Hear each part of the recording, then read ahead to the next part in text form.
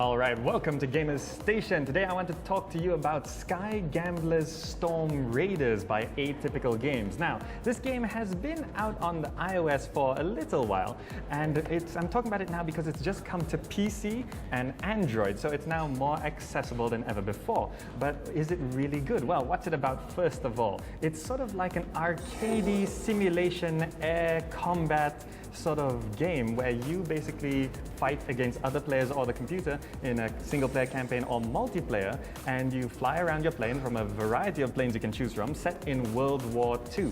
Now, the mobile version is just going to cost you a few ringgit, but the PC version is 20-something ringgit, depending on the exchange rate and stuff at the time.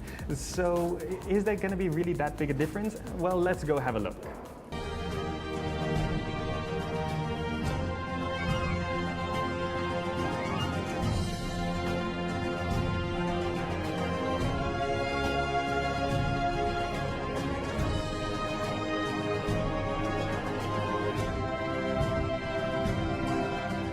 So, what's the main difference between the PC version and the mobile version of this game? Well, I'm going to straight away say that the mobile version is a lot more worth it, and I'll make it clear to you why. So, first of all, the game at first glance just looks really nice on the mobile version. It's a fully fledged 3D game. You play this arcadey plane shooter set in World War II. You have a bunch of planes to choose from, and basically you fly around and shoot people, and it's actually got a really well-populated multiplayer scene. It's not the most popular game in the world, but it's not a dead multiplayer scene. So you will find games, a variety of games being hosted and lots of people to play with.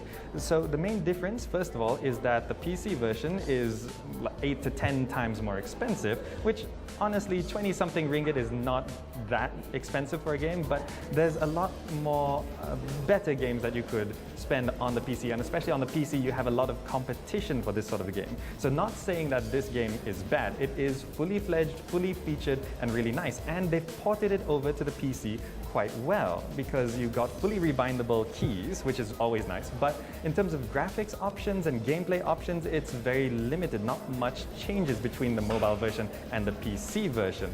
For example, anti-aliasing, no such thing on this PC version. So it might look good on the small screens, but if you put the game up on a big screen, it does look a little jaggy-edged, to say the least. Not to say that it's an ugly game in any way, but overall the game does feel quite vanilla as a gameplay style. And one interesting thing is they say there's full cross-platform multiplayer play, which means that the PC users are going to be playing with the mobile users. Now that sounds fun at first and sounds very open, but you have to keep in mind that the PC users are going to have access to analog controllers, keyboard, mouse, while as the mobile users are just going to have their touch controls, which makes it a lot more difficult to really control your plane accurately. So the PC users just inherently have an advantage over the mobile users, and that's sort of an unfair advantage, I would have to say. But in terms of the gameplay, it's actually nice. It's just that it's a lot more, it feels a lot more like a mobile game than a PC game.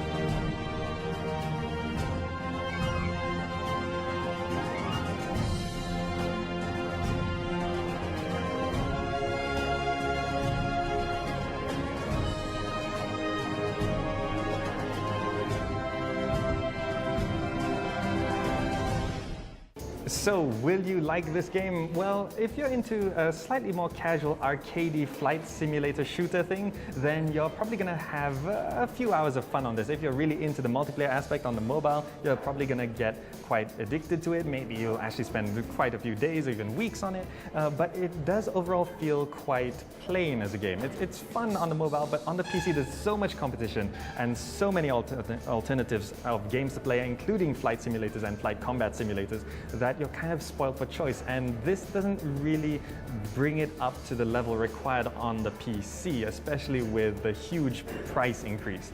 And also in 2015, flight simulators and even sci-fi spacey flight simulators are getting big, and just a couple to look forward to are Valkyrie and Dreadnought, just a heads up on those. And there's just so much going on the PC, but for the mobile, this is something that you probably want to check out. It's really cheap, super cheap, really fun, and overall it's a full experience. It's just not as innovative as it really should be.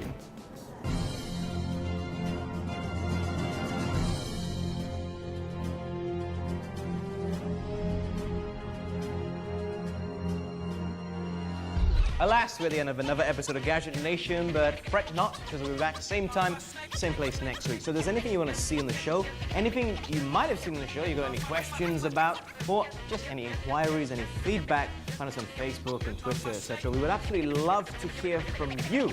And of course, I personally can't wait to be back in the hot seat. Thanks once again to Roast and Grind here in PJ for hosting us. Thoroughly enjoying my coffee. So I'm just gonna go and sit over there and relax and play some PlayStation. Bye-bye.